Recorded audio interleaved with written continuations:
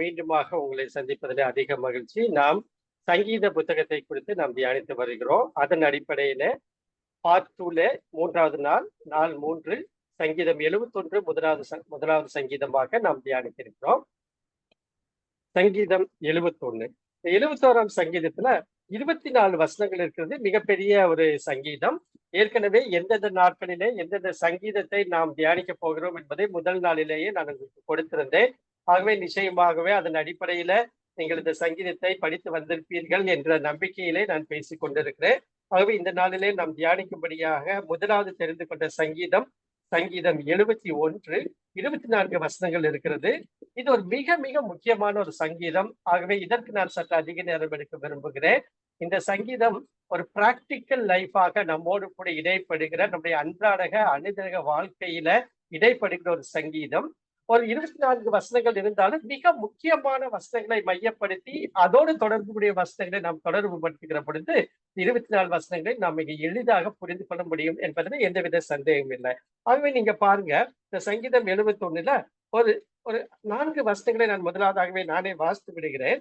சங்கீதம் 71:5, கர்த்தராகிய ஆண்டவரே, நீரே என் நோக்கமும் என் சிறுவயதை தொடங்கி என் நம்பிக்கையுமாய் இருக்கிறேன்.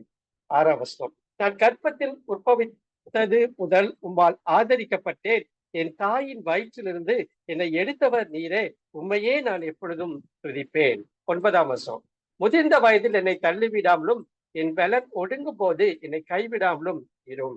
17, 18 வாசிக்கிறேன். தேவனே, என் சிறு வயது முதல் எனக்கு போதித்து வந்து இதுவரைக்கும் உங்களுடைய அதிசயங்களை அறிவித்து வந்தேன். இப்பொழுதும் தேவனே, இந்த சந்ததிக்கு உமது வல்லமையையும் வரப்போகிற யாவருக்கும் ஒரு பராக்கிரமத்தையும் நான் அறிவிக்கும் அளவும் முதிர் வயதும் நரைமயதும் உள்ளவனாகும் வரைக்கும் என்னை கைவிடீராக. மிக மிக முக்கியமான வசனங்களை இந்த சங்கீதத்துல நான் வாசித்து விட்டேன். இதற்கு தொடர்புடைய காரியங்கள் தான் வீதி வருகிற வசனங்கள் இருக்கிறது. ஆகவே அதை நாம் சேர்த்து ஒன்றாக கற்றுக்கொள்வோம். ஆகவே இதன் அடிப்படையிலே நீங்கள் மனதிலே வைத்துக் கொண்டு இந்த சங்கீதத்தை தியானிக்கும்படியாக அழைக்கிறேன். ஆகவே இதனோட 24 வசனங்கள் இருக்கிறது. அதை தான் இங்க போட்டு. அப்ப நீங்க பாருங்க, இந்த சங்கீதம் 71 தியானிக்கும் போது நீங்கள் மனதில் வைத்துக் கொண்டு தியானிக்க வேண்டியவை. அப்ப ஒரு சில காரியங்களை நான் முன்னதாகவே சொல்லி விடுகிறேன். ஒரு கற்பனை திறனோடு இன்னுமாக ஒரு பிக்சர் கியூப் பிரின்சிபல் என்று சொல்வார்கள். இந்த மனதிலே சில காரியங்கள் எல்லாம் not prejudicious or presupposition அப்படி கிடையாது. ஒரு ஒரு நம் மனதிலேயே நினைத்து கொண்டு அதை நம்ம மையமாக வைத்து தியானிக்க வேண்டிய காரியங்களை குறித்து நம்ம ஒரு பிக்சர், ஒரு மென்டல் மேப்பிங் பண்ணி விட்டோம் என்று சொன்னால் மிக எளிதாக வேதத்தின் காரியங்களை நம்ம ஓரளவுக்கு புரிந்து கொள்ள முடியும். அப்படி பார்க்கும்போது இந்த 71ஆம் சங்கீதத்தை நம்ம படிக்கிற பொழுது, தியானிக்கிற பொழுது நம்முடைய மனதில் ஓடிக்கொண்டிருக்கிறவைகள் என்னவென்று கேட்டால், நான் கீழே சொன்ன காரியங்கள்லாம் நம் மனதிலே வைத்துக் கொண்டு இதை தியானிப்போம் என்று சொன்னால் மிக எளிதாக இந்த சங்கீதத்தை நாம் புரிந்து கொள்ள முடியும். முதலாவதாக, திருமணமானவரா?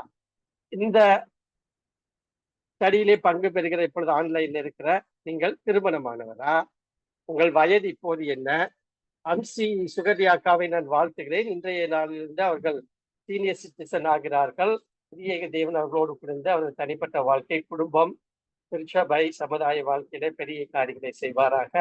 அடுத்ததாக, உங்கள் கணவர் மனைவி வயது, உங்களுக்கு எத்தனை சகோதர சகோதரிகள் இருக்கிறார்கள், உங்களுக்கு எத்தனை பிள்ளைகள் இருக்கிறார்கள், அவர்கள் ஆண் மற்றும் பெண் பிள்ளைகளின் எண்ணிக்கை எவ்வளவு, திருமணமான ஆண் மற்றும் பெண் பிள்ளைகளின் எண்ணிக்கை எத்தனை, திருமணமாகாத ஆண் மற்றும் பெண் பிள்ளைகளின் எண்ணிக்கை, உங்கள் பேர பிள்ளைகளின் எண்ணிக்கை, உங்கள் பேர பிள்ளைகள் ஆண் மற்றும் பெண் பிள்ளைகளின் எண்ணிக்கை, உங்களுடைய பெற்றோரின் தற்போதைய நிலை, உங்கள் பெற்றோர் உங்களை வளர்த்திய நிலை, நீங்கள் தற்போது உங்கள் பெற்றோர் அல்லது தாத்தா பாட்டியை நடத்துகிற விதம். ஏதோ சென்சஸ் எடுக்கிற மாதிரி இருக்கிறது இல்ல. இவைகள் எல்லாம் நம்ம மனதுல நம்முடைய தனிப்பட்ட வாழ்க்கையை நம்ம ஆராய்ந்து பார்க்கணும் அப்படின்னா இதெல்லாம் நம்ம மனதுக்குள்ள வைத்துக் கொண்டுதான் இந்த சங்கீதத்தை தியானிக்க முடியும். ஆகவே இவைகள் எல்லாம் உங்கள் மனதில் முன்பாக நீங்க நிறுத்தி கொண்டீர்கள்னா உங்களுடைய நிலை என்பதை நிதர்சனமாக உங்களுக்கே தெரியும். ஆகவே இதன் அடிப்படையில நாம் இந்த சங்கீதத்தை தியானிக்க இருக்கிறோம். சரி, இங்க பாருங்க, இந்த சங்கீதத்தை பொறுத்தளவுக்கு முக்கியமா சொல்ல வேண்டியதா ஒரே ஒரு விஷயம்தான். என்ன விஷயம்னு கேட்டீங்கன்னா, வயோதிப காலத்திலும் வழி நடத்தும் கர்த்தர். இப்படி ஒரு தலைப்பை கொடுக்கலாம். வயோதிப காலத்திலும் வழி நடத்தும் கர்த்தர். எல்லோருமே வயோதிப காலத்திற்கு கடந்து வர சூழ்நிலையில் தான் மனிதனுடைய வாழ்க்கை இருக்கிறது. அந்த நாட்களிலும் கர்த்தர் வழி நடத்த வல்லவர் என்பதை நாம் புரிந்து கொள்ளும்படியாக இந்த சங்கீதத்தை எழுதிய ஆசிரியர் தன்னுடைய வாழ்வின் அடிப்படையில எழுதியிருந்தாலும் இது உங்களுக்கு எனக்கும் அப்படியே பொருந்தும், பிராக்டிக்கலாக பொருந்தும் என்பதை நம்ம கவனிக்க வேண்டும். இதற்கு இன்னொரு தலைப்பையும் கூட கொடுக்கலாம். வயதில் மூத்தவர் விசுவாசத்தில் வலிமையானவர். ரொம்ப அருமையான ஒரு தலைப்பு கொடுத்திருக்கேன். வயதுல மூத்தவங்க தான், ஆனால் அவர்கள் ஒருபோதும் சோர்ந்து போவதில்லை. மாறாக தன்னுடைய தேவன் மேல விசுவாசத்துல வல்லமையானவர்கள் அல்லது வலிமையானவர்கள் என்கிற தலைப்பின் அடிப்படையில இந்த முழு சங்கீதத்தையும் நாம் தியானிக்கலாம். இப்ப நீங்க பாருங்க, இங்க ஒரு படத்தை போட்டிருக்கேன். இது ஆண், இது பெண், இது ஒரு வயதான முதியவர், வயதான ஒரு மூதாட்டி என்று வைத்துக் கொள்வோம். அவங்களுடைய வாழ்க்கை பருவம் சிறு குழந்தையிலிருந்து ஆரம்பித்து இப்படி வருகிற காரியத்தை நம்ம பார்ப்போம். அப்படி பார்க்கும்போது the human life cycle has many stages including infancy, childhood, adolescence, adulthood, middle age and old age என்று பார்க்கிறோம்.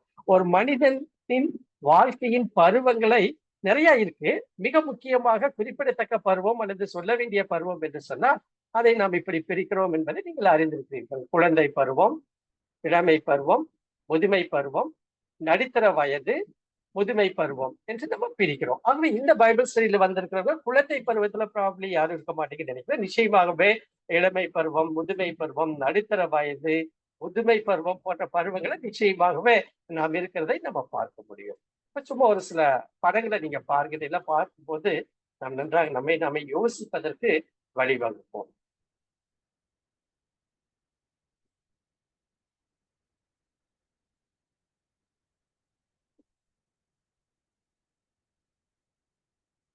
எல்லாமே முதியவர்கள் படத்தா இருக்கு.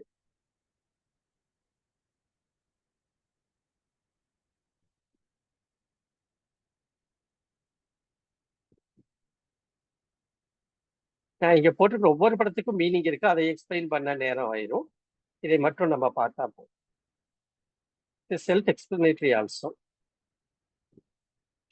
அப்ப பாருங்க, இந்த முதியோருக்கான இந்த இந்திய புள்ளி விவரங்களை பற்றி நம்ம பார்க்கிற பொழுது 2022ஆம் ஆண்டில் இந்தியாவில் 60 வயது அல்லது மேற்பட்ட வயதுடைய 149 மில்லியன் மக்கள் இருந்தனர்.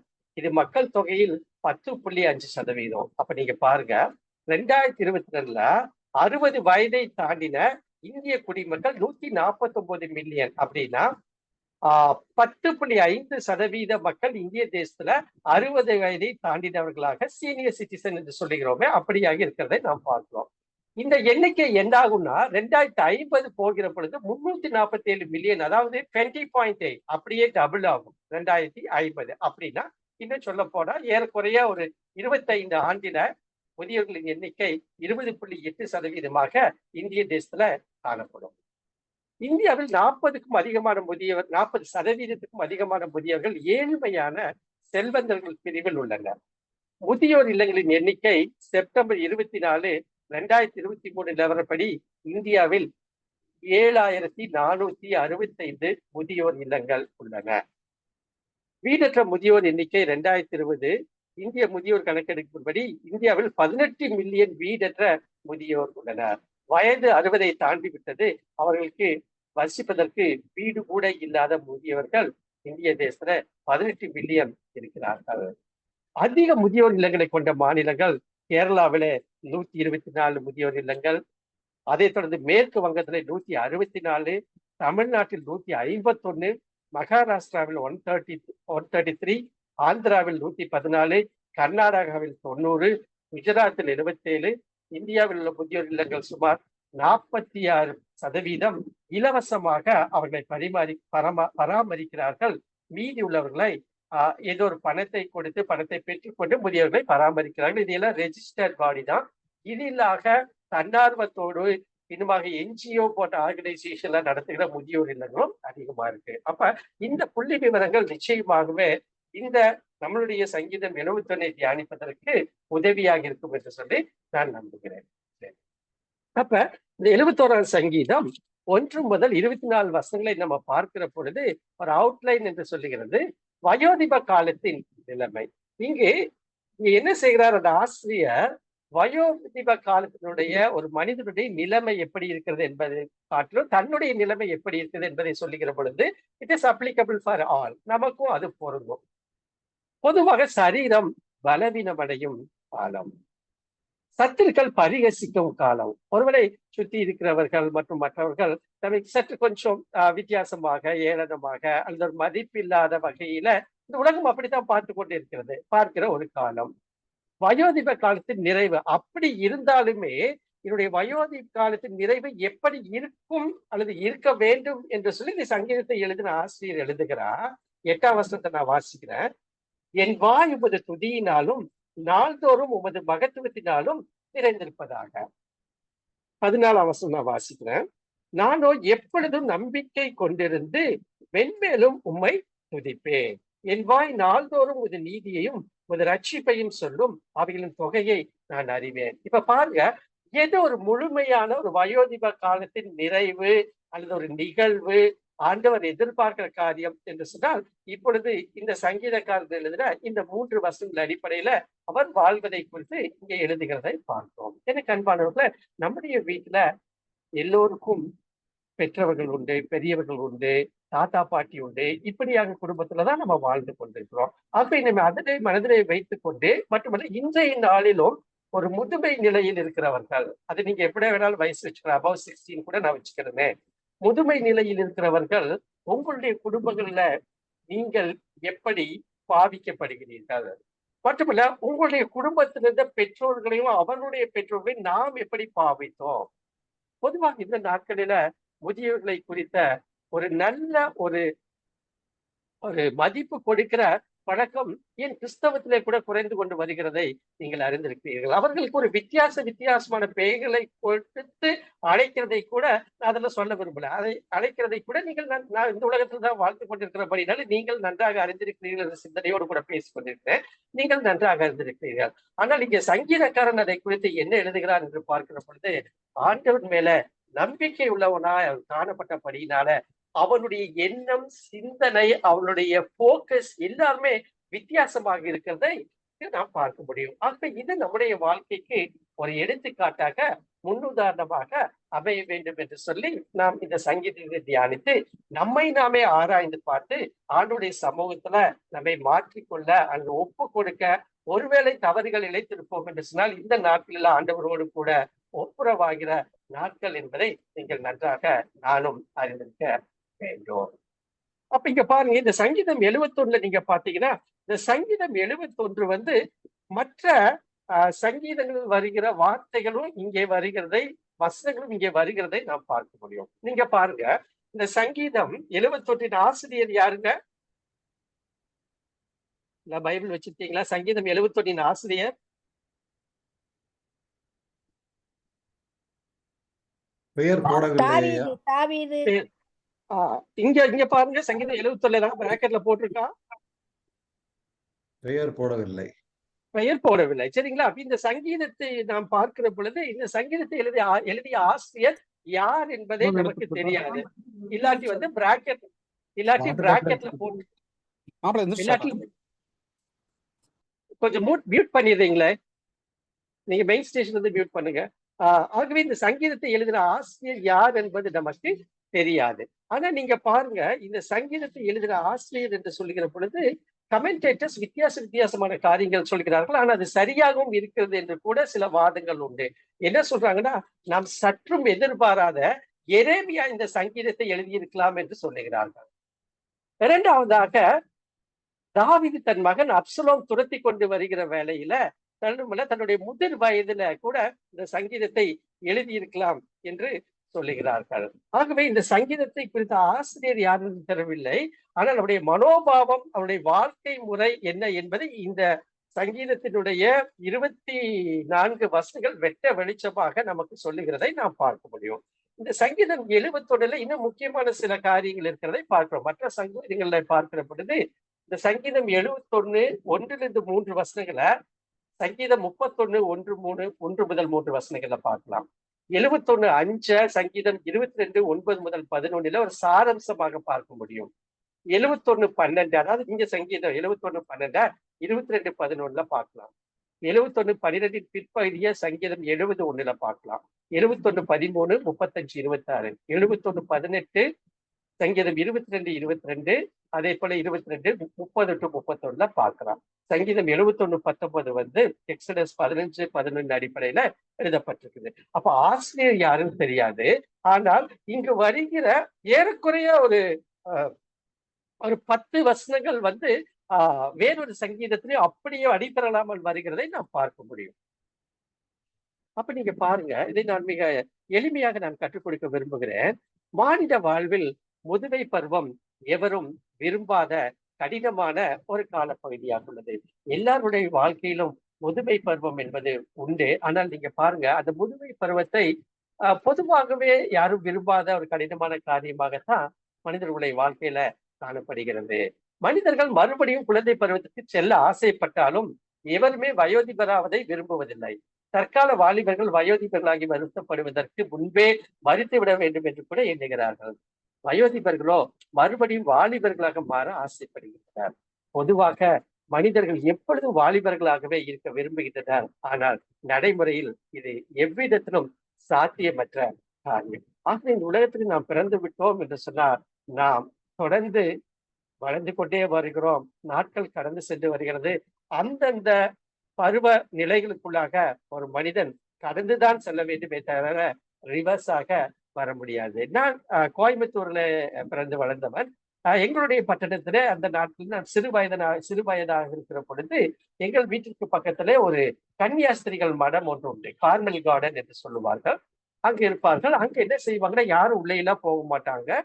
சிஸ்டர்ஸ் தான், நன் தான் இருப்பாங்க. அவர்கள் என்ன செய்வார்கள், நான் ஆனால் ஒரு நாள் பார்த்திருக்கிறேன்.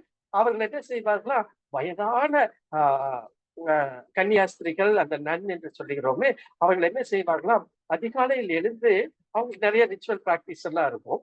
அதிகாலையில் எழுந்து அவர்கள் தங்கள் ரூம்ல இருந்து வெளியே வந்து அங்கே இருக்கிற அந்த தரையில கைகளில ஒரு சின்ன குழியை தோண்டுவார்கள். ஒரு மண் அப்படியே தோண்டிட்டு அப்படியே அவங்க போயிடுவாங்க. அவர்கள் அந்த நாளை தொடரும். ஏன் அப்படி செய்கிறார்கள் என்று சொன்னால், நடைமுறையில அவர்கள் இப்படியாக செய்கிறார்கள்.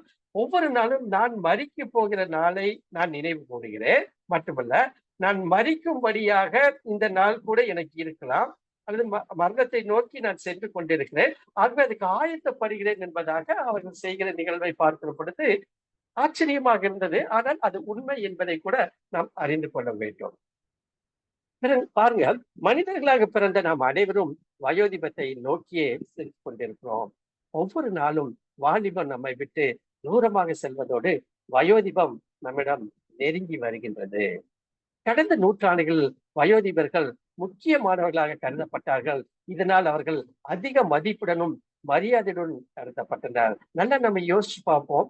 நாம் நம்முடைய பெற்றோர்களை நடத்தினது போல, நம்முடைய பெற்றோர்கள் அவர்களுடைய பெற்றோரை நடத்தினது போல, இன்று நம்முடைய பிள்ளைகள், நம்முடைய பேர பிள்ளைகள் நம்மை நடத்துகிறார்களா என்பதை கூட நம்ம ஆராய்ந்து பார்ப்பதற்கு இந்த நாளில அழைக்கப்படுகிறோம்.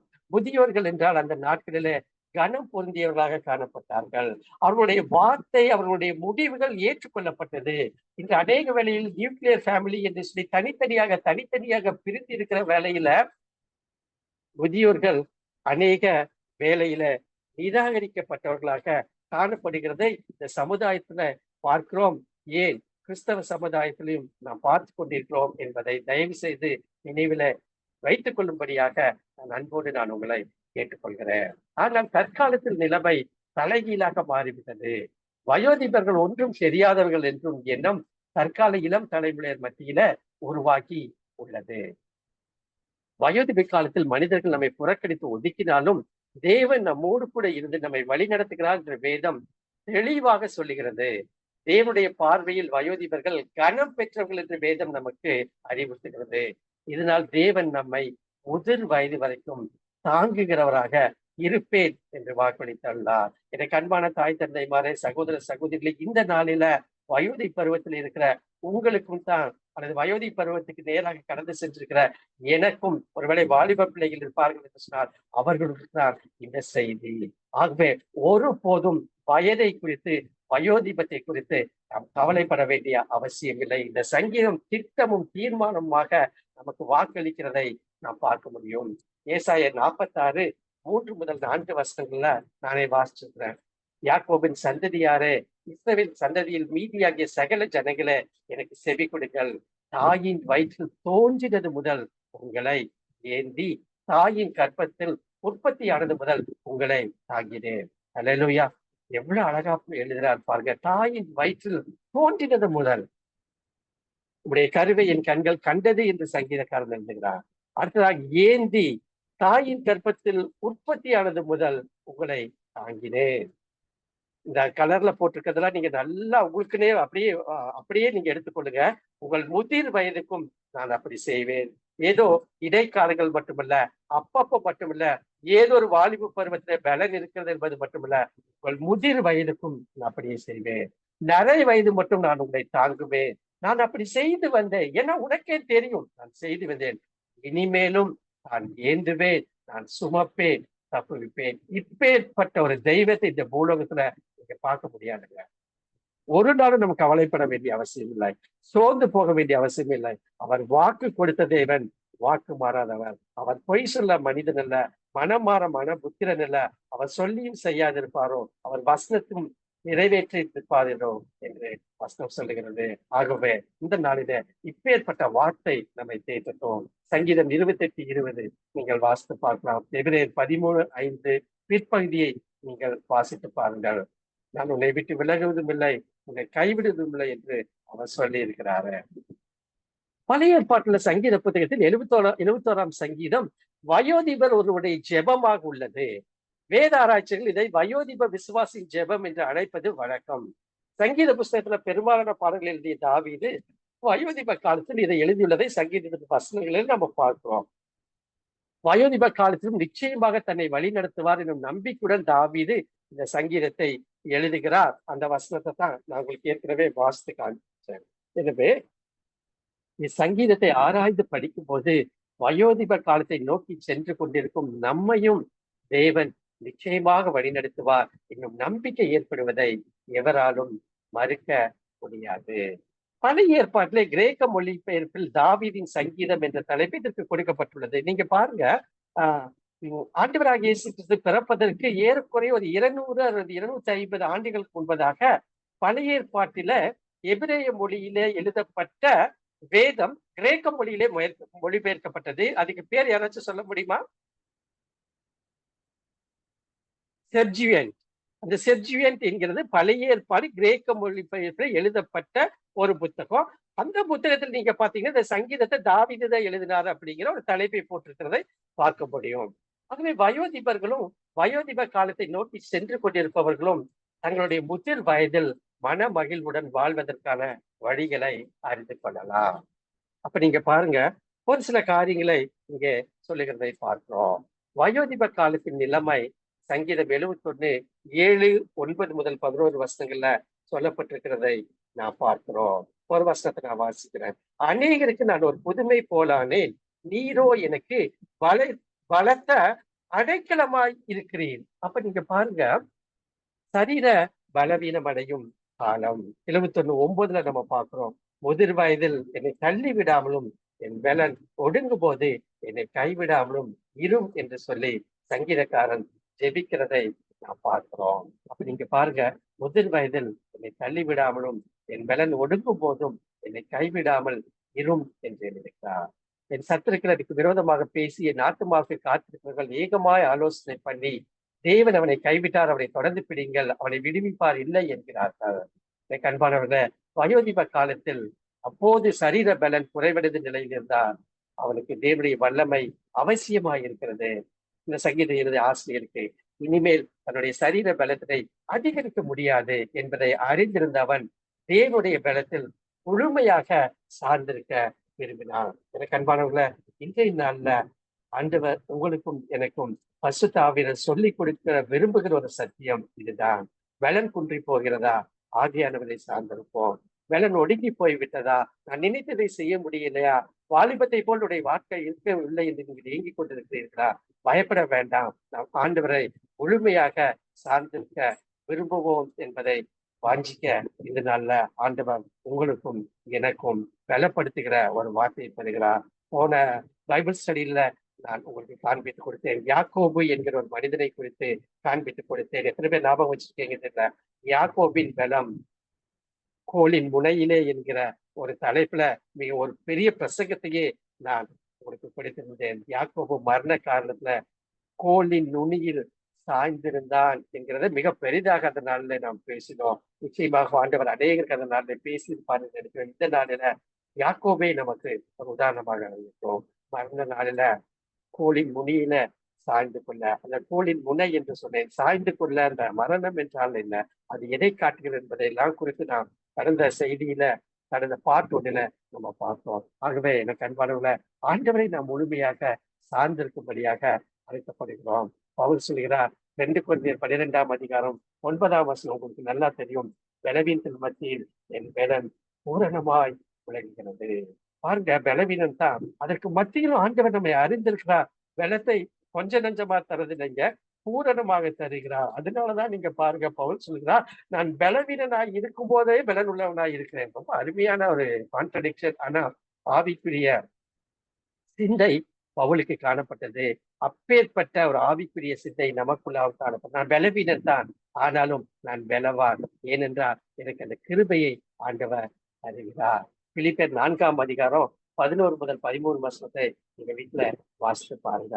அன்பானவர்களே, வயோதிப காலத்தில் நம் சரீரம் பலவீனம் அடைந்தாலும் நம்முடைய அன்றாட கடமைகளை செய்வதற்கு தேவையான பலத்தை தேவன் நிச்சயம் தருவார் என்பதில் எந்தவித சந்தேகமும் இல்லை.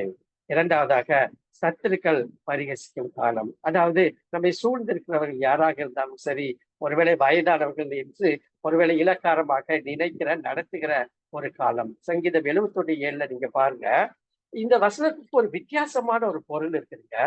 அநேகருக்கு நான் ஒரு புதுமை போலானேன், நீரோ எனக்கு படைத்த அடைக்கலமாயிருக்கு.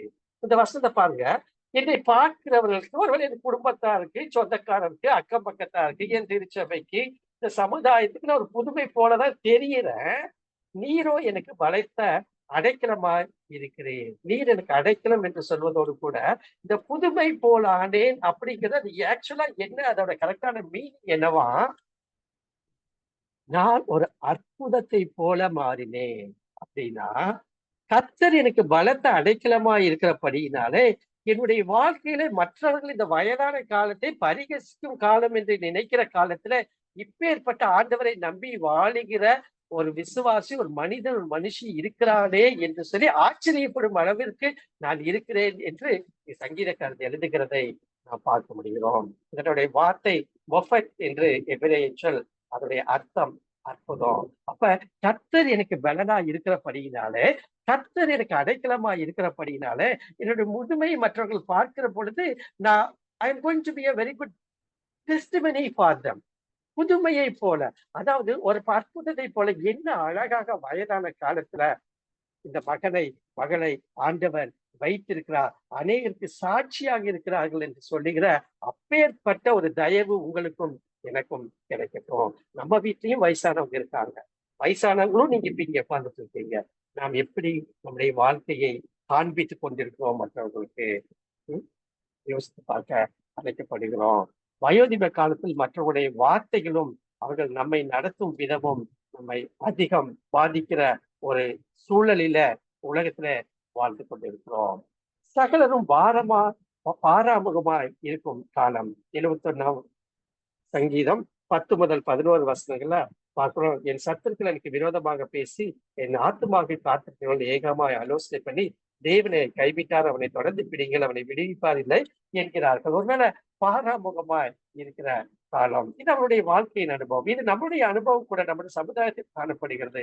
ஒருவேளை தனிமையாய் விடப்பட்ட, வயதாக இன்னும் ஒரு சில காரணங்களால் தனிமையாக வீட்டில இருக்கிற, அல்லது பெற்றோர்களால் கைவிடப்பட்ட, பிள்ளைகளால் கைவிடப்பட்ட, தனிமை உணர்வில் இருக்கிற குடும்பத்தை, மனிதர்களை நீங்கள் கடைசியாக எப்போது சந்தித்தீர்கள்? அவர்கள் எப்போது நீங்கள் சந்தித்து மணிக்கணக்காக அவர்களோடு நீங்க பேசி இருக்கிறீர்கள்? அல்லது அவர்கள் பேசினதையாவது நம்ம கேட்டிருக்கோமா? பர்பஸே இல்லாம ஏதாச்சும் ஒரு வீட்டுக்கு போயிருக்கீங்களா? வயதானவர்கள் வீட்டுல ஒருவேளை சுகமீனம் இல்லாமல் இருக்கலாம், ஏதோ ஒரு பலவீனம் இல்லாமல் இருக்கலாம். எதுவுமே இல்லாம அவர்களை நான் பார்க்க போகிறேன் என்று சொல்லி அவர்களோடு சேர்ந்து நாம் பேசி இருக்கிறோமா? அநேக ஸ்டாட்டிஸ்டிக்ஸை நான் காட்ட விரும்பவில்லை, என்னால் நம்மை நாமே மிகவும் தாழ்த்துகிற சூழ்நிலைக்காக கொண்டு போய்விடும் என யூடியூபில் வருகிறது என்று சில செய்திகளை நான் சொல்ல மறக்கிறேன். டெலிபரேட்டா நான் அவாய்ட் பண்ணுகிறேன் கிறிஸ்தவ குடும்பங்களின் சூழ்நிலைகளை பொறுத்து. ஆகவே இந்த நாள்ல நாம் மாறும்படியாக, நம்மை நாமே மாற்றும்படியாக, மற்றவர்கள் மாறுவதற்கு நாம் ஒரு சாட்சியாக வாழும்படியாக ஆண்டவர் இந்த சங்கீதத்தின் மூலமாக உங்களோடும் என்னோடும் பேசுகிறார். என் சத்துருக்களுக்கு விரோதமாய் பேசி என் ஆத்துமாவுக்கு காத்திருக்கிறவர்கள் ஏகமாய் ஆலோசனை பண்ணி தேவன் அவனை கைவிட்டார், அவனை தொடர்ந்து பிடிங்கள், அவனை விடுவிப்பார் இல்லை என்கிறார்கள். இப்படிதான் உலகம் சொன்னோம். ஆனா அதுக்கு பதில் என்னன்னா 71:7 நீரோ எனக்கு படைத்த அடைக்கலமா இருக்கிறேன், நான் ஒரு புதுமை போலானே. இப்பேற்பட்ட டெஸ்டிமனி நீங்களும் நானும் இந்த உலகத்துக்கு காண்பிக்கும்படியாக, நம்முடைய குடும்பங்களுக்கு காண்பிக்கும்படியாக, திருச்சபைக்கு காண்பிக்கும்படியாக அழைக்கப்பட்டிருக்கிறோம். இப்போ வயோதிப காலத்தின் நிறைவு எப்படி இருக்கணும் அப்படின்னா, இந்த வசனத்தின் அடிப்படையிலேயே நான் பேசுகிறேன். தேவனை நம்பினவராக இந்த சங்கீதக்காரன் இருந்தால் நாம் அப்படி இருக்க வேண்டும். நன்றி உள்ளவனாக இருந்தால், தேவனுடைய நற்செய்தியாளனாக இருந்தால், ஆண்டவர் தனக்கு கொடுத்த வாழ்வின் அனுபவத்தை மற்றவர்களுக்கு பகிர்ந்து கொள்கிறவராக இருந்தார். நான் திருப்பி உங்களுக்கு இதை குறித்து நான் பேசுவேன். அன்பானவர்களே, வயோதிப காலம் நமது இயலாமையை நினைத்து முறுமுறுக்கும் காலம் அல்ல, அது தேவனுடைய மகிமைக்காகவும் மற்றவருடைய நன்மைக்காகவும் உபயோகப்படுத்த வேண்டிய பொன்னான காலமாகும். வயோதிப காலத்தின் நிச்சயம் சங்கீதம் 71 கடைசி 20 முதல் 24 வசனங்கள்ல அவர் பேசுகிறதை காண்பிக்கும். எவ்வளவு காரியங்களுடைய வாழ்க்கையில நடந்தாலும் இதனை மறுபடியும் தேற்றோம், மட்டுமல்ல உடைய சத்தியத்தை நான் துதிப்பேன், உண்மை பாடுவேன், என் ஆத்துமா கெம்பீரித்து மகிழும், மற்றவர்கள் வெக்கி நாணும்படியாக என்னுடைய சாட்சியுள்ள வாழ்க்கை காணப்படும் என்று சொல்லி அவன் முடிக்கிறதோடு கூட அதற்காக வேண்டுதல் செய்கிறதாக இந்த சங்கீதம் 71 சங்கீதக்காரன் முடிக்கிறதை நான் பார்க்க முடியும். எனக்கு அன்பானவங்களை ஒரு காரியத்தை மட்டும் நான் சொல்லிட்டு சங்கீதத்தை நான் முடிக்க விரும்புகிறேன். சங்கீதம் 71:8 என் வாய் உமது துதியினாலும் நாள்தோறும் உமது மகத்துவத்தினாலும் இருந்திருப்பதாக. என்ன சொல்றாரு பாருங்க, என்னுடைய வாழ்வின் சூழ்நிலை எப்படியாக இருக்கட்டுங்க, அதை பத்தி எனக்கு கவலை கிடையாது. என் வாய் உமது துதியினாலும் நாள்தோறும் உமது மகத்துவத்தினாலும் இருந்திருப்பதாக. நான் வாழ்நாள் முழுவதும் மரண பரியந்தம் உம்மை துதிக்கும்படியாக, நீ செய்த நன்மைகளை நான் மற்றவர்கள் சொல்லும்படியாக, என்னை நானே அதை நினைத்து கடந்து வந்த பாதைகளை நினைத்து நன்றி சொல்கிறவனாக காணப்படும்படியாக இந்த முதிர் வயதில எனக்கு உதவி செய்யும். ஒருவேளை அன்பான தாய் தகப்பன்மார உங்களுடைய பிள்ளைகள், பேர பிள்ளைகள் இப்படி ஒரு சாட்சி உங்களை குறித்து என்னை குறித்து சொல்ல முடியுமா? ஆண்டவரை துதிக்கிற ஸ்திரியாக இந்த வேளையில என்னுடைய அம்மா ஜெபித்துக் கொண்டிருப்பார்கள், இந்த வேலையில என்னுடைய தாத்தா ஜெபித்துக் கொண்டிருப்பார்கள், இந்த வேலையில என்னுடைய சகோதரி வயதான காலத்துல ஜெபித்துக் கொண்டிருப்பார்கள், ஆண்டவரை துதித்துக் கொண்டிருப்பார்கள். வயதான காலத்துல என்னென்னலாம் செய்யணுமோ அதையெல்லாம் விட்டுட்டு மீதி அத்தனையும் செஞ்சுட்டு இருப்போம். நிறைய குடும்பங்கள் அதை நடக்கிற நீங்களும் தான் பார்த்திருக்கீங்க. பாருங்க, இப்படியாக அவர் எழுதுகிறதை பார்க்கிறோம். 9ஆம் வசனத்துல சொல்றாரு, முதிர் வயதில் என்னை தள்ளிவிடாமலும் என் பலன் ஒடுங்கும் போது என்னை கைவிடாமலும் இரும் என்று சொல்லுகிறதை நாம் ஏற்கனவே சிந்திச்சோம். 17ஆம் வசனம் பாருங்க, தேவனே என் சிறுவயது முதல் எனக்கு போதித்து வந்தீர், இதுவரைக்கும் உம்முடைய அதிசயங்களை அறிவித்து வந்தேன். நல்லா புரிஞ்சுக்கணும், நம்முடைய வாழ்க்கையில ஆண்டவர் நம்மை படைத்ததற்கு ஒரு நோக்கம் உண்டு. ஏந்தி தாங்கி சுமந்து தப்பிவித்துக்கு உரிமை பாராட்டுகிறோம், நல்லதுதான். அதற்கு ஒரு நோக்கம் உண்டு. மிக அழகாக சங்கீதக்காரன் எழுதுகிறார். பிரியமானவர்களை நன்றாக கவனித்துக் கொள்ளுங்கள். 6ஆம் வசனம், கற்பவத்தில் உட்பவத்திற்கு முதல் உம்மால் ஆதரிக்கப்பட்டேன். அக்னாலேஜ் பண்றான், கற்பத்தில் உட்பவத்திற்கு முதல் உம்மால் ஆதரிக்கப்பட்டேன். நடுவழியில கைவிட்டு போகிற தேவன் இல்ல, சோதனையில கைவிடுகிற தேவன் இல்ல, இக்கட்டு நேரத்துல ஓடி போகிற தேவன் இல்ல, தொடர்ந்து நீர் எங்கே இருக்கிறீர்? 17ஆம் வசனம், என் சிறு வயது முதல் எனக்கு போதித்து வந்தீர், இதுவரைக்கும் உடைய அதிசயங்களை அறிவித்து வந்தேன். அப்ப என்ன அர்த்தம்னா, கற்பத்திலே தெரிந்து கொண்டா மட்டுமல்ல, சிறுவதை முதல் எனக்கு போதித்தார் அப்படின்னா எதற்காக? வாட்பா இதுவரைக்கும் உடைய அதிசயங்களை அறிவித்து வந்தேன்.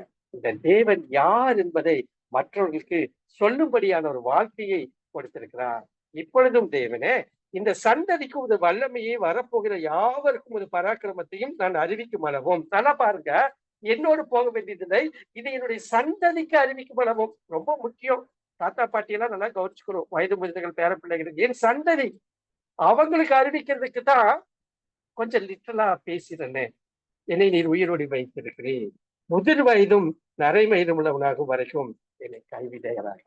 அப்ப என்னை படைத்த நோக்கம் எதை செய்வதற்கு, நான் எதை செய்து கொண்டிருக்கிறேன் குடும்பங்களில என்று ஆராய்ந்து பார்க்கும்படியாக இந்த நாளில அழைக்கப்படுகிறோம். அன்பானவர்களே, புதுமையை தழுவுவது குறித்து வேதத்திலிருந்து சில பாடங்கள் பாருங்க, எவ்வளவு அழகான ஒரு முதியவர்களை நான் போட்டிருக்கேன்.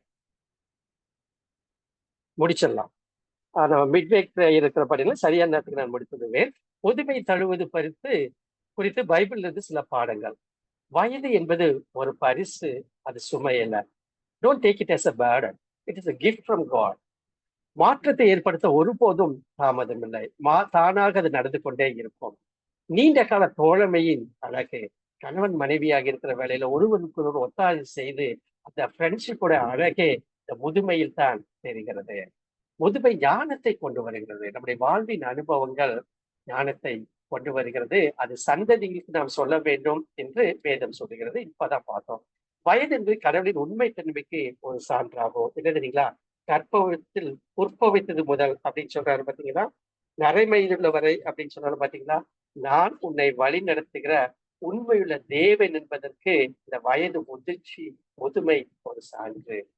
நம்பிக்கையின் மரபை தழுவுதல், ஆண்டவர் மேலே நான் வைத்திருக்கிற அந்த விசுவாசத்தை நான் பற்றி கொள்வதோடு மட்டுமல்ல, என்னுடைய தலைமுறைக்கும் அதை நான் கடத்துவேன் என்பதன் நிச்சயம். நேரத்தின் மதிப்பை புரிந்து கொள்வது.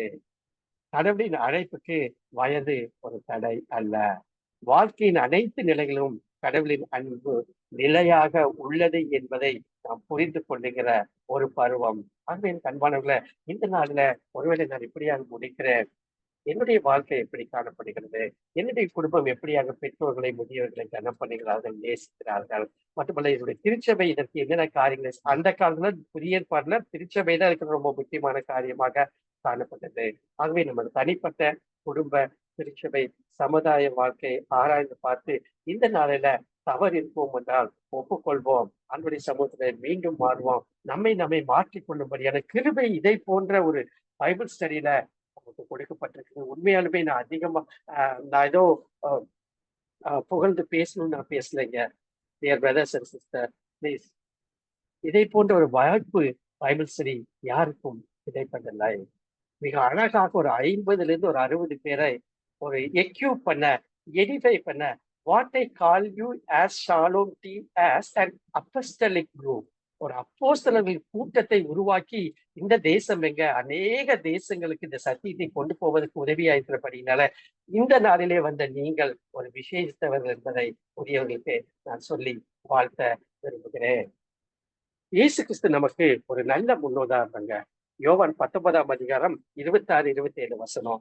ஆண்டவராக இயேசு கிறிஸ்து சிலுவையில தொங்கிக் கொண்டிருக்கிறார். அடுத்த நொடியில அவர் மரிக்க போகிறார்.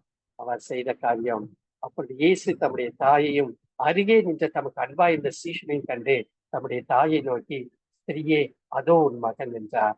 பின்பு அந்த சீஷனை நோக்கி, அதோ உன் தாய் என்றார். அந்நேரம் முதல் அந்த சீஷன் அவளை தன்னிடமாய் ஏற்றுக்கொண்டான். ஒரு பெற்றோரை எப்படி வழி நடத்த வேண்டும், அவர்களுக்கு எப்படி வாழ்வு கொடுக்க வேண்டும் முதிர் வயதில் என்பதை ஆண்டவராகிய இயேசு கிறிஸ்து அறிந்திருந்தார். ஏன்னா ரொம்ப டீச் பண்ணதுக்கு நேரம் இல்லை. கொர்பான் என்கிற காணிக்கையை செலுத்தி விட்டு கொண்டு போய் விட்டுட்டு போயிடுவாங்க திருச்சபையில.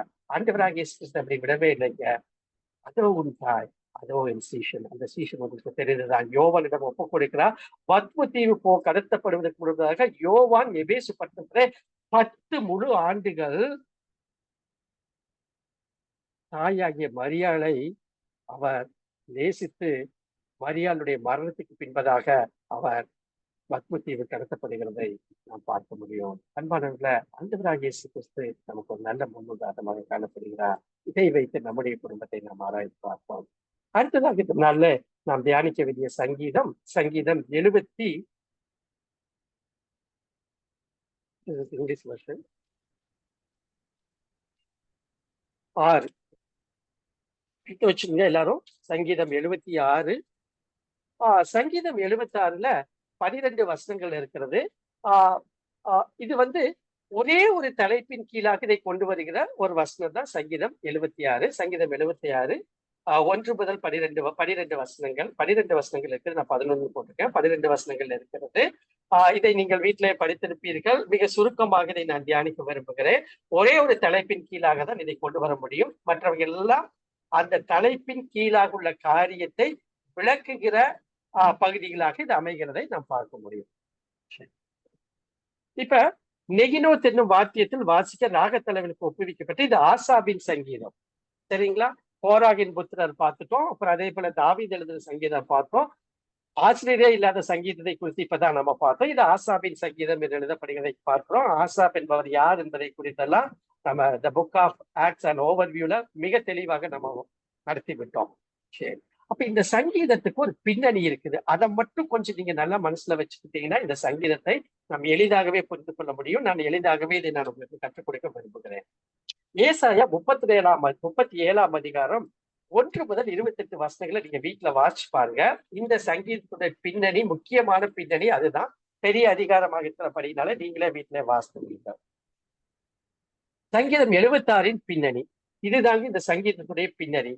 சனகரீப் அசீரியாவின் ராஜா. அசீரியாவுடைய ராஜா சனகரீப் இருந்தால் உங்களுக்கு தெரியும். அசீரியா யூதாவின் வடக்கு மற்றும் கிழக்கில் மிகவும் வலிமையான நாடாக அந்த நாட்டில இருந்தது. ஆண்டவராக இயேசு கிறிஸ்து பூமிக்கு வருவதற்கு சுமார் 700 ஆண்டுகளுக்கு முன்பு சனகரீப் யூதாவை தாக்கினார். ஏன்னா அப்ப வந்து டிவைடட் கிங்டமா இருந்தது. யூதாவை தாக்கினார். ஆனால் தேவன் யூதாவுக்காக போரிட்டார். சனகரீப் போரில் வெற்றி பெறவில்லை. அவரது பல வீரர்கள் இறந்தார்கள்.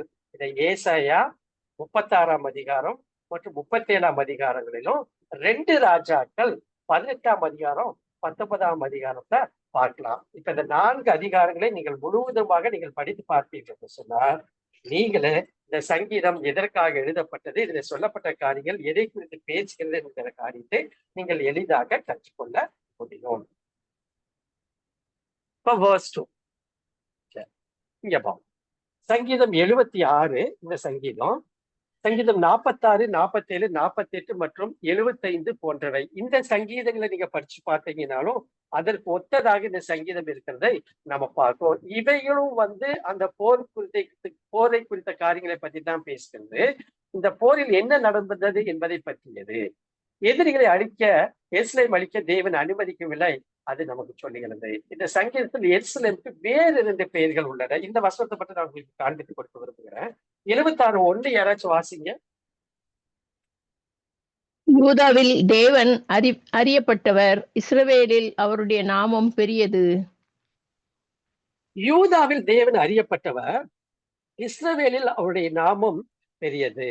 அப்ப நீங்க பாருங்க, 2 பெயர்கள் கொடுக்கப்படுகிறது, யூதா, இஸ்ரவேல். இதைதான் நான் சொன்னது டிவைடிங் கிங்டம் என்று சொன்னோம். மட்டுமல்ல இங்கு யூதா, இஸ்ரவேல் என்று சொல்லப்படுகிறதை பார்க்கிறோம்.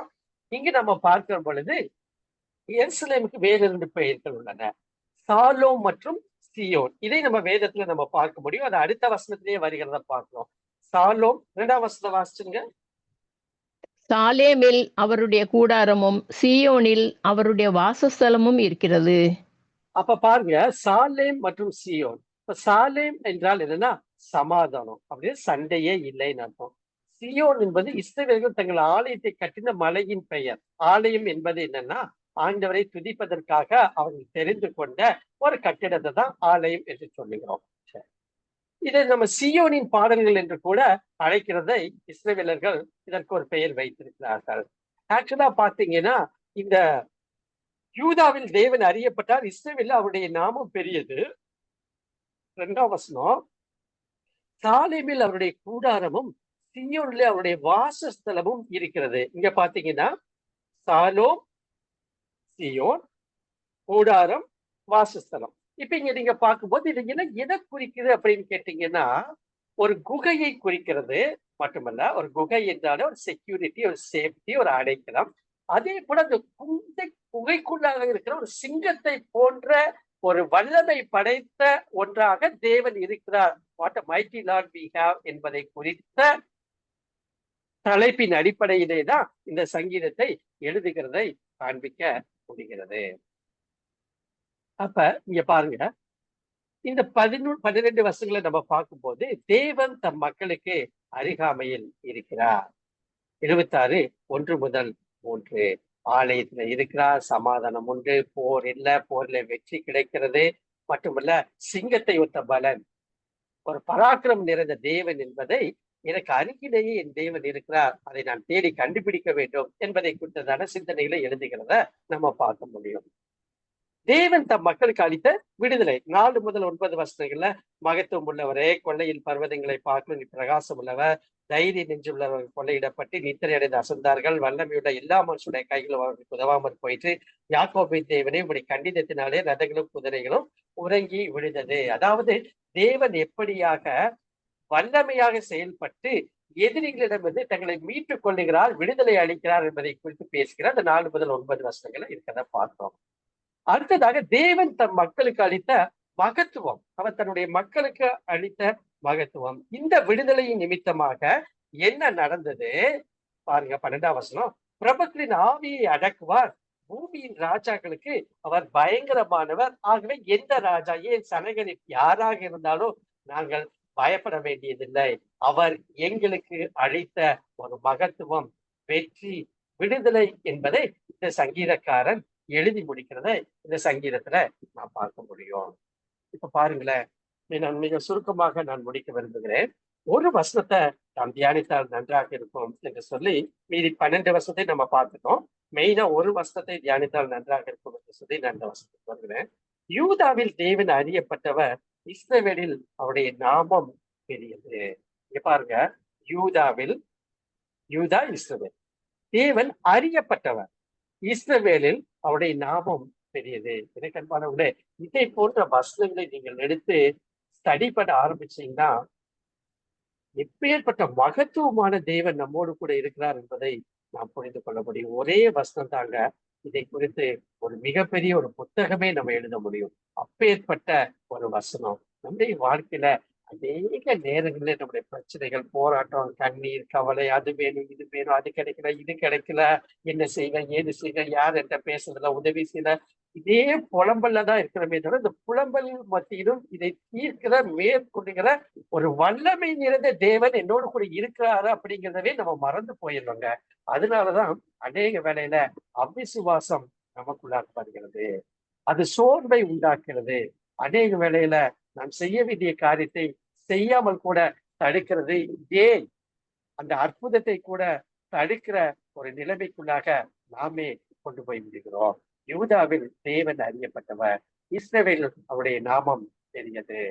தேவன் அறியப்பட்டவர், அவர் தன்னை வெளிப்படுத்தியுள்ளார் என்பதை நாம் கவனிக்கிறோம். அப்ப என்னன்னா, இவங்களுக்கு எல்லாத்துக்குமே அந்த தேவன் யாருங்கிறது நல்லாவே தெரியும். கடவுள் அறியக்கூடியவர், அவர்களை அறிந்திருக்கிறார்கள் என்பதை நம்ம பார்க்கிறோம். ஏதோ ஒரு அகநிலை மட்டுமல்ல, வெளிப்புறமாக இல்ல, அவர்கள் தங்களுடைய வாழ்க்கையின் அனுபவத்திலேயே அவர்கள் தேவனை அறிந்திருந்தார்கள். ஒருவேளை அந்த ஏத்தன்ஸ் மக்கள் செய்தது போல அறியப்படாத கடவுளை அவர்கள் வணங்கவில்லை. யூதாவில் தேவன் அறிவிக்கப்பட்டிருப்பதை நாம் கவனிக்கிறோம். தேசங்கள் தெய்வீக கருத்துக்களை கொண்டதனால் கடவுளின் உண்மையான வெளிப்பாடு யூத மக்கள் மூலம் வந்தது. ஆபிரகாம், ஈசாக்கு மற்றும் யாக்கோபின் உடன்படிக்கையின் சந்ததியினராக அவர்கள் காணப்பட்டார்கள்.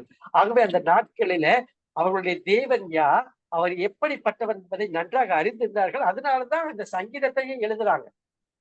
அவருடைய வல்லமை. சாலமில் அவர்கள் கூடாரம் உள்ளது. கூடாரத்தை பற்றிய ஆசாபின் குறிப்பைத்தான் நாம் இங்க பார்த்தோம். அது சியோ நகரத்துக்கு கொண்டு வரப்படுகிறது. எருசலேமின் பண்டைய பெயர் சாலேம் என்று பார்க்கிறோம். அப்ப என்ன ஆகும்னு கேட்டீங்கன்னா, ஒரு சிங்கத்துக்கு ஒத்த ஒரு வல்லமை, ஒரு அடைக்கலம், மட்டுமல்ல அறியப்பட்ட தேவனை நாங்கள் தொழுது கொண்டிருக்கிறோம் என்கிற நிச்சயம், இதன் அடிப்படையில் தான் இந்த சங்கீதம் எழுதப்படுகிறதை பார்க்கிறோம். எனக்கு அன்பானவங்களை ஒரே ஒரு வசனத்தை மட்டும் நான் உங்களுக்கு டீட்டெயிலா சுருக்கமா சொல்லிடுறேன். 76ஆம் அதிகாரம் 1ஆம் வசனத்தின்படி அவருடைய நாமம் பெரியது.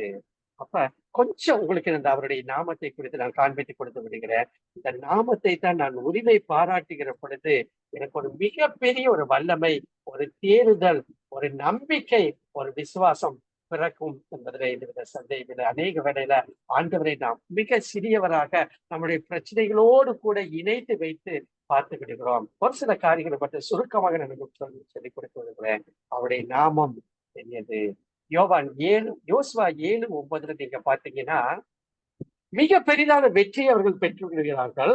ஆனா ஆயி பட்டணத்துல அவர்கள் தோற்கடிக்கப்படுகிறார்கள். அப்ப யோசுவா கேட்கிறாரு, ஆண்டவரிடத்துல பேசுறாரு, கானானியரும் தேசத்து குடியரும் யாவரும் இதை கேட்டு எங்களை வளைத்து கொண்டு எங்கள் பேரை பூமியில் இராதபடிக்கு வேறற்று போக பண்ணுவார்களே, அப்பொழுது ஒரு மகத்தான நாமத்துக்கு என்ன செய்வீர்? ஆண்டவரே உமக்கு வெவ்வேறு நாமங்கள் கொடுக்கப்பட்டிருக்கிறது. யோசுவா வரைக்கும் எனக்கு நல்லா தெரியும். ஆனா இந்த ஆண்டவரை அறியாத புறவின மக்கள் இப்படி பேசுவாங்களே, ஆண்டவர் கைவிட்டு விட்டாரே, நான் என்ன செய்வேன் என்று ஒரு கேள்வி எழுப்புகிறதை பார்க்கிறோம். அப்ப அந்த ஆண்டுடைய நாமம் பெரியது என்பதை அவர்கள் அறிந்திருந்தார்கள். அந்த பெரிய நாமத்தை அவர் வெளிப்படுத்தின விதத்தை அநேக வேளை இஸ்ரவேல் மக்கள் புரிந்து கொள்ளவில்லை. கிதியோனை பொறுத்தளவுக்கு அவருடைய நாமம் அற்புதம். இந்த வசனங்களை நீங்க வீட்டு வாதியத்தை வாசிச்சு பாருங்க. ஏசாயாவை பொறுத்தளவுக்கு அவர் அதிசயமானவர், ஆலோசனை கர்த்தர், வல்லமையுள்ள தேவன், நித்திய பிதா. பழைய ஏற்பாட்டில் இந்த நாமம் என்கிறவர் புதிய ஏற்பாட்டில் இயேசு கிறிஸ்து என்கிற நாமத்தில் உங்களுக்காகவும் எனக்காகவும் வெளிப்பட்டு வருகிறார். அவருடைய ஆதியா முதல் உபாகமம் வரை இயேசுவின் நாமம் என்ன என்று பார்க்கிற பொழுது இந்த வசனத்துல நீங்க வீட்டுல போய் பாசிங்க.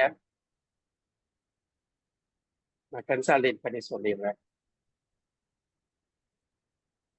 லேவி ராமத்துல அந்த பரிசுத்தமுள்ள நாமம் அப்படியே கீழே வந்தவர். யூதாவில் தேவன் அறியப்பட்டவர், இஸ்ரவேலில் அவருடைய நாமம் பெரியது. அவருடைய நாமம் பெரியது. என்னங்க, யோசுவாவுக்கு அது ஒரு அற்புதம். ஏசாயாவுக்கு அதிசயமானவர், ஆலோசனை கர்த்தர், வல்லமையுள்ள தேவன், நித்திய பிதா, சமாதான பிரபு. ஆதியாமத்துல தொழுது கொள்ளும்படியான நாமம், ஆராதனைக்குரிய நாமம், பிரஸ்தாபப்படுத்துகிற நாமம். யாத்ராமத்துல பூமி எங்கும் பிரஸ்தாபப்பட வேண்டிய நாமம். மத்தேயு 4:24 அவருடைய கீர்த்தி சீரியா எங்கும் பிரசித்தமாயிற்று என்று பார்த்தோம். லேவிய நாமம் பரிசுத்தமுள்ள நாமம். என்னாமம் உங்களையும் என்னையும் ஆசீர்வதிக்கிற நாமம். உபாமம் மகிமையான நாமம்.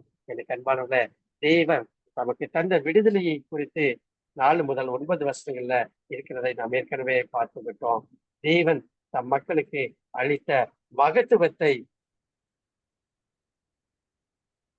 11 முதல் 12 வருஷங்கள்ல இருக்கிறதை நாம் பார்க்கிறோம். அப்பேற்பட்ட அடைக்கலமாக்கிய தேவன், சிங்கத்தை ஒத்த பலனை உடையவர், எப்பேற்பட்ட ராஜாக்கள் இருந்தாலும் அடக்குகிறவர், பூமிய ராஜாக்களுக்கு அவர் பயங்கரமானவர், அவருடைய நாமம் பெரிது என்று சொல்லி முடிக்கிறதை இந்த சங்கீதக்காரன் முடிக்கிறதை பார்க்கிறோம். இந்த நாள்ல இந்த சக்திகளை கற்றுக்கொள்ள ஏக தேவன் நமக்கு உதவி செய்தார். தொடர்ந்து இந்த காரியங்களை குறித்து நீங்கள் படியுங்கள்.